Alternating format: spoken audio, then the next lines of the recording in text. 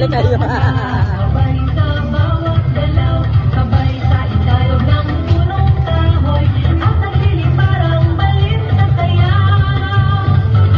Buong kalawakan ng palaruan, paliparin, mabalik ang kaisipan. Umiyaw, gumalaw, umikot, sumayaw, umikas, umalapak, umalon, lumipad, palayain, sayaw, na nasa puso, ibabahagi sa buong mundo. Inansinan ng araw at buwan na sinasa namin ng dalampasigan, dumadaloy, lakas at kapangyarihan, mula sa sayaw ng kalikasan. Buong kalawakan ng palaruan, paliparin, mabalik ang kaisipan.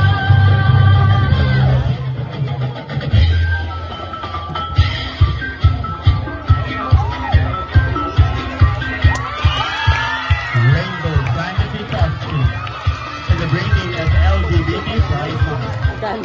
This costume symbolizes diversity, authenticity, and empowerment.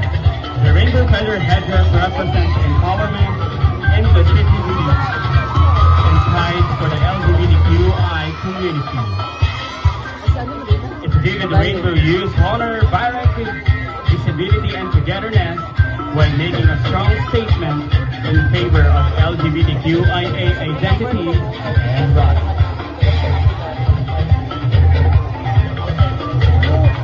Feathered components and the rainbow use accentuate the beauty of diversity, significance, the acceptance of the LGBTQIA community, evoking feelings of joy, resilience, and togetherness.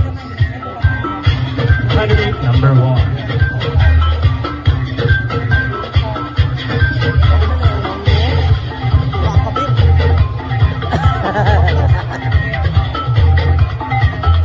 Tinalak Festival.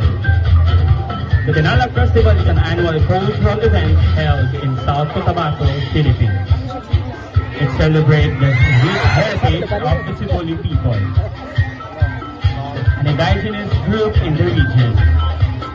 The festival features traditional music, dance, and rituals, as well as displays the Siboli arts fabric. This event highlights the Siboli unique traditions and aims to preserve their cultural heritage while promoting tourism and the local pride. The Tinalak fabric serves as the festival icon because it symbolizes the blended of the cultural strength and unity of the various ethnic groups living in the province.